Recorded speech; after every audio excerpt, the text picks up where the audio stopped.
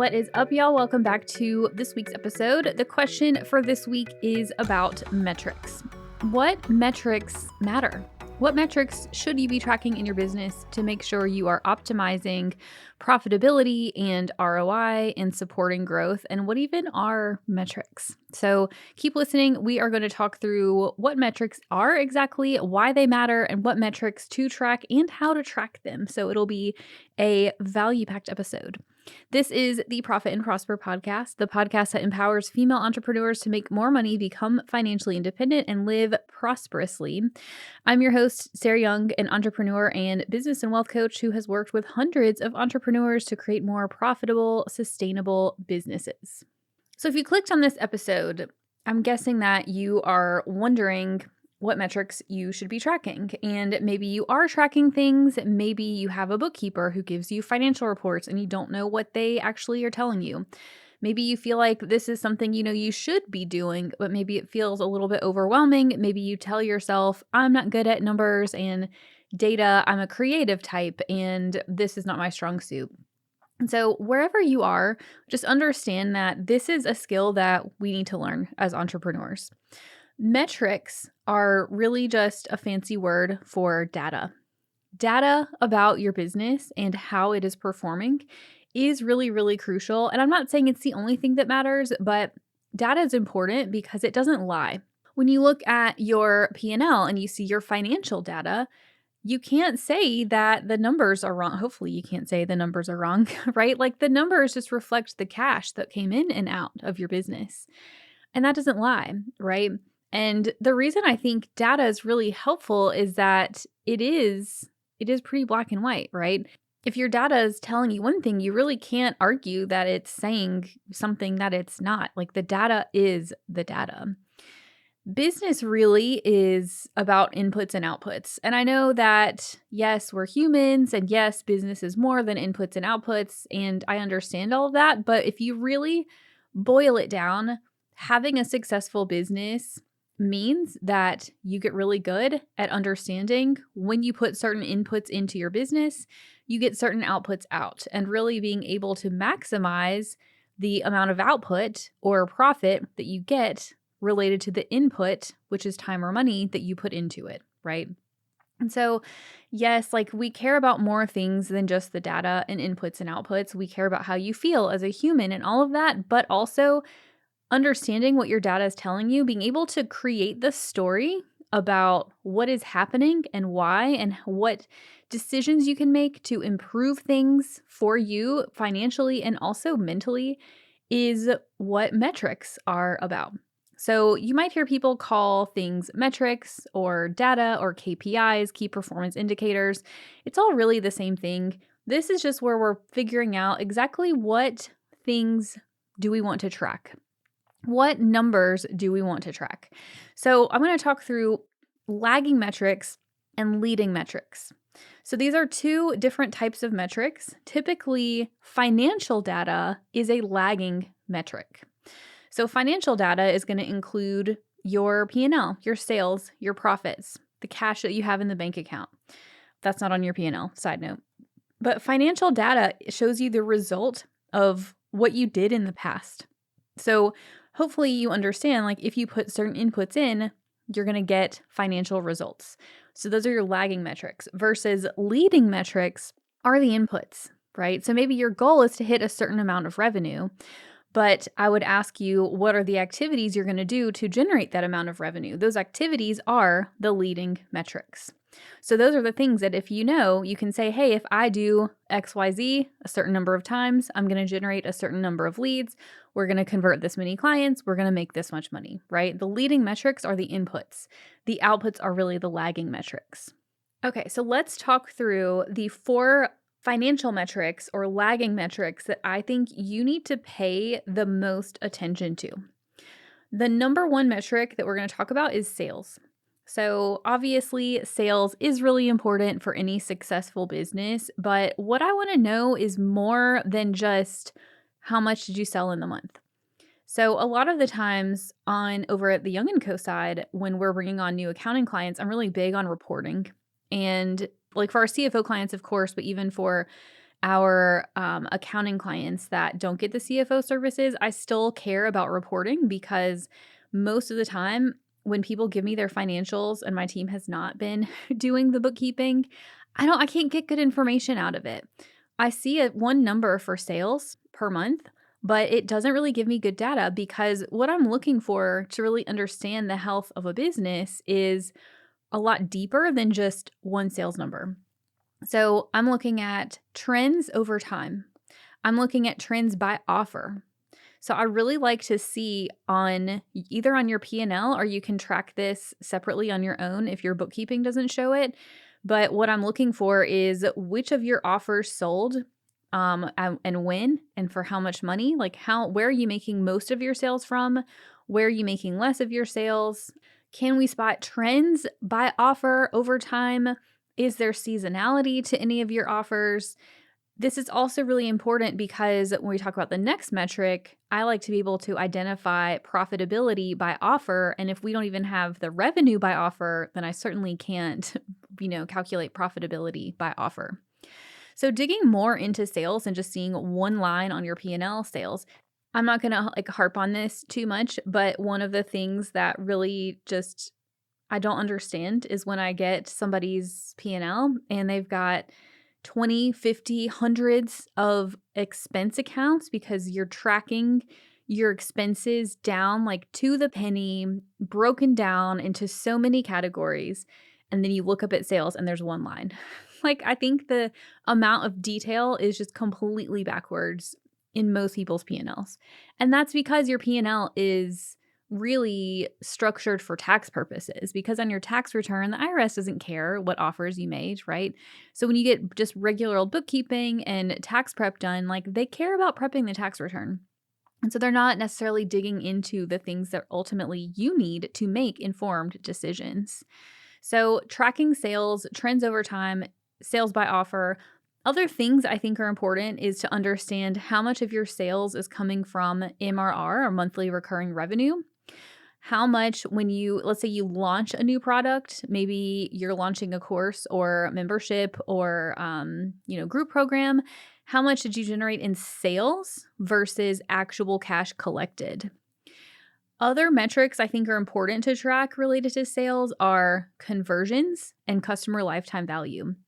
So sales conversions would involve, let's say you do sales calls is your sales engine to get people to buy from you. I want to know by month or even by week, how many sales calls did you have? And then how many of those people converted into paying customers? And then how much in annual revenue does that generate for you? And so we can start to see your overall conversion rate and your customer lifetime value from that. Although a customer lifetime value might even be more than 1 year's worth of revenue. But let's say if you have a month-to-month retainer type of package that you offer, I like to look at, okay, in a year, how much revenue did you just bring in? Or maybe you have a project, how much revenue is that going to bring in over the lifetime of the project? And that gives you a sense of, hey, if I need to generate this much in sales for the year, this is how many calls I need to have, because we can back into how many new clients need to close, and then based on your conversion rate, how many sales calls you need to book. These are things a lot of people don't track carefully, and they're so, so important to having a very intentional and effective plan for your business.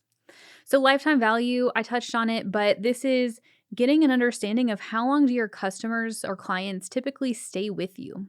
That helps you understand, hey, maybe if I am really great at retaining customers and they're going to stay with me for 2, 3+ years, they're going to pay me this much money per year, right? Let's say their lifetime value is $10,000, $20,000.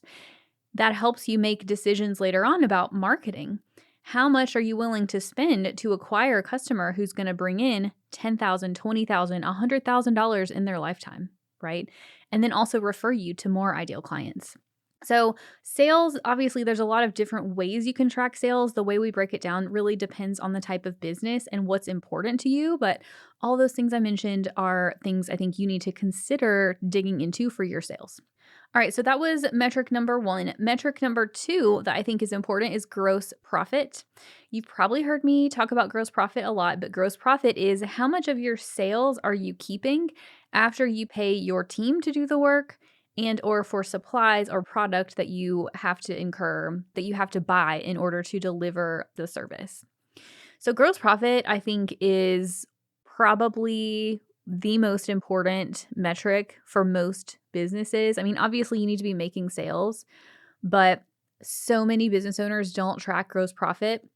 Actually went into a case study deep dive back in episode 82 where I walked through 2 different clients that we have and how they have very different gross profit margins and the impact that has on their overall cash flow. So we want gross profit for most service-based businesses to be a bare minimum of 50%. Really, even 50% is hard to maintain in my experience for most service-based businesses, just because it doesn't leave you a ton to pay your overhead, to pay yourself, to pay your taxes and all of that. Ideally, I like to target a higher gross profit percentage. I also went over that in another episode 95, where I walked through 3 ways to pay yourself $100K. I went through different business models for different types of businesses, and I gave you benchmarks of gross profit margins there. So go check that one out for more into what the gross profit margin should be. But I think that just tracking gross profit margin over time by month is really important, because this is going to be a red flag. If it starts dropping, you are going to run into cash flow issues. So you need to make corrections quickly. The third lagging metric is, of course, net profit. So how much are you keeping after you pay all of your business expenses?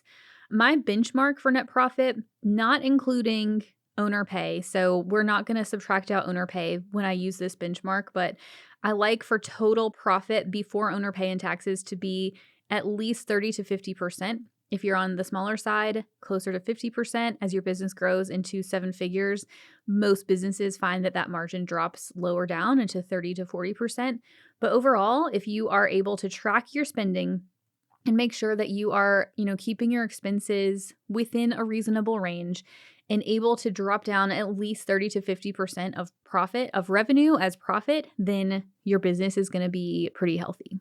This one I actually don't care about as much month over month, because you can have one-time expenses, you can have projects or, annual software subscription renewals or whatever it is that may swing your profit up and down month over month. But if you zoom out and look at a quarter, or especially over a year, you want to see that the average comes to within that 30 to 50% range, ideally.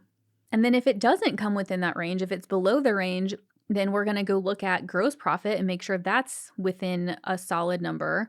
And if the gross profit is within a good range, then you're probably going to look at your expenses and say, okay, my expenses are too high. We need to cut things out, and or, of course, make more sales. But in the short term, cutting expenses usually is the fastest way to increase profit. All right, lagging metric number 4 is cash. I like to see and track how much cash do you have on hand, because it is a sign of multiple things. How fast are people paying you? We see clients, especially in the B2B space, sometimes have customer collection issues, where I've seen multiple clients who will not bill their client until the end of the month or at the end of a project, and then they'll put 30 plus day payment terms on that. And so you're paying your team for 30, 60, 90 days before you collect cash. And then you grow your business using that payment model, and you run into cash flow issues very quickly. If you're noticing that your cash balance is low, and by low, I mean typically we want it to at least be 30 to 60 days of expenses. You want to keep that much cash on hand between your checking and business savings account. If it does get low, then it's a sign for you. You need to go dig in and understand, where's it going? What's sucking cash out? Were there expenses? Do you have, huge credit card bills? Is it a timing issue with when customers are paying you? Are you the business owner sucking all the cash out? I see that happen a lot, right? And then one of the most important things to ask yourself is, how long could you stay afloat with your current cash balance? Let's say if something happened and your sales dropped, how long could you continue running your business as is without having to make major adjustments based on the cash that you have on hand? So those are probably the 4, in my opinion, the 4 most important financial / lagging metrics to track: sales, gross profit, net profit, and cash. You will probably find those on your P&L. If you're doing your own bookkeeping or you have a bookkeeper, you can run your P&L just in whatever software you're using. If you're not doing bookkeeping on a regular basis, this is your sign to start doing that, because otherwise you're going to have to do, manual work in order to calculate these trends. And really, this is one of the biggest shifts that I think people need to make. If you're used to only doing your financials for tax time, so like right now, right, people are pulling tax stuff together. And I've had multiple people comment to me offhand, oh, I just did my financials for last year and I made more money than I realized, or I didn't make as much money as I thought I did. And like, you should have known that months ago. And I don't mean that to be snarky. It's just you can't make decisions if you don't have all the data at hand. So here's your sign to prioritize doing that, because I just want you to make really smart decisions, okay? And we need data. We need to be informed as CEOs to be able to do that. All right, so we talked about lagging metrics. Now let's talk quickly about leading metrics. So leading metrics are measuring the activities that get you the results you want. I just did my quarterly planning call for my coaching clients, and we were talking about goal setting. And one of the things is we walk through every quarter how to set financial goals. So we reset pay goals and revenue goals for the quarter so that you know exactly what you're aiming for and we can create a sales plan. But then when it comes to actually setting goals, I really like to have people set goals around the inputs, because the inputs are what you can control. The leading metrics are the things that are within your power to decide to show up and do week in and week out that get you the results you want, right? So the leading metrics we're going to track typically are going to revolve around marketing and delivery. And so I'm just going to give you ideas for what leading metrics you want to track, but really you need to think about your customer journey. How do people find you from the time that they learn you even exist all the way through, agreeing, signing, paying you to do the work for them, all the way through client delivery? What is your journey and what are the key things that lead to the next step?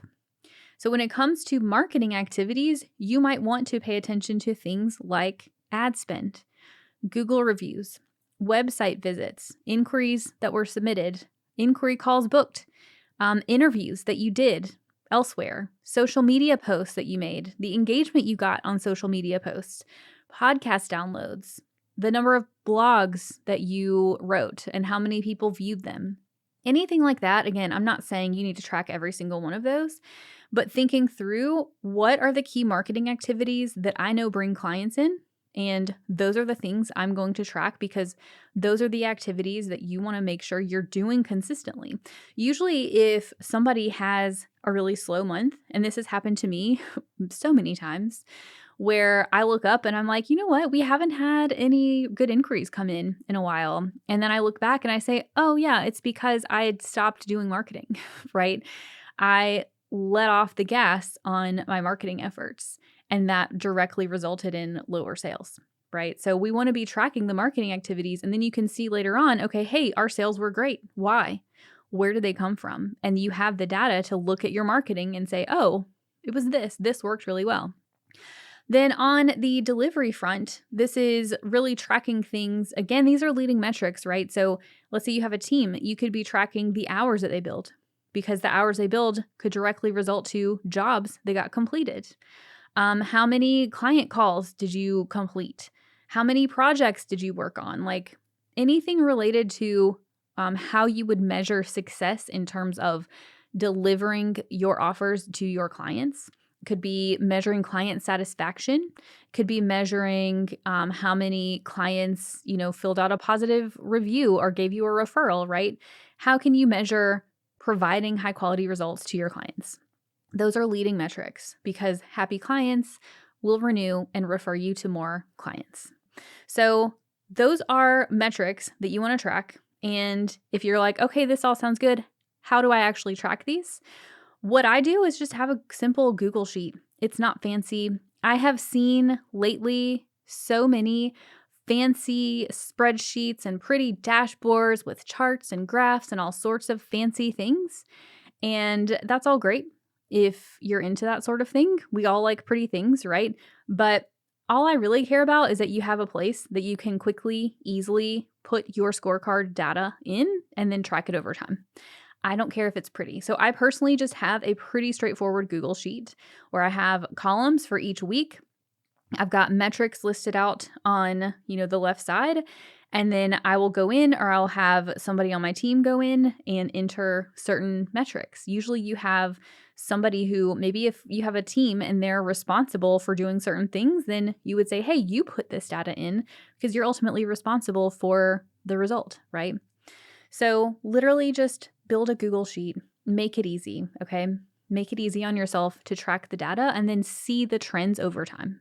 Now, I do want to make you aware that tracking your metrics is something that is in the content in my all new membership that is coming in late April.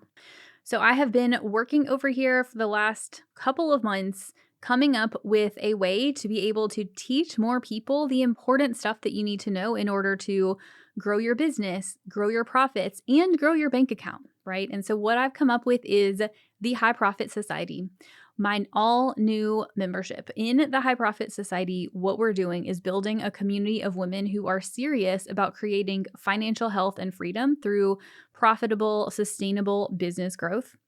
In the society, we are going to really dive into the idea that revenue is not the only thing that matters, and being able to take money home, being able to build wealth, build generational wealth, and create a life where you can be work optional and have more freedom is the standard that we are working on, okay?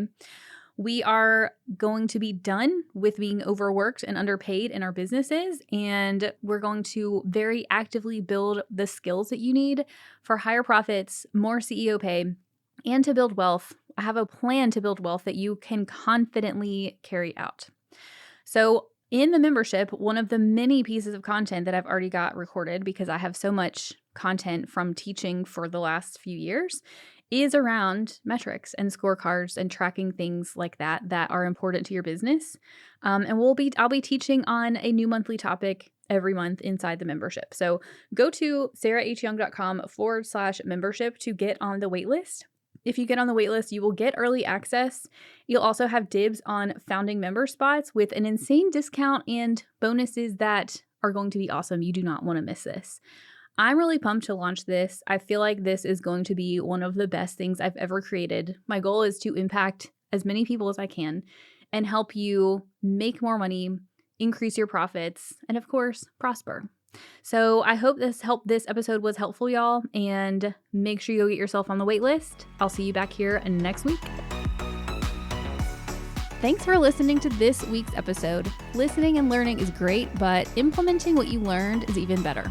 So what's one thing you can do this week to make more money in your business, save for your financial future, and start living your most prosperous life? If you found this episode helpful, please leave a review on Apple Podcasts and share with a friend because it helps me reach more amazing female entrepreneurs like yourself. See you in next week's episode.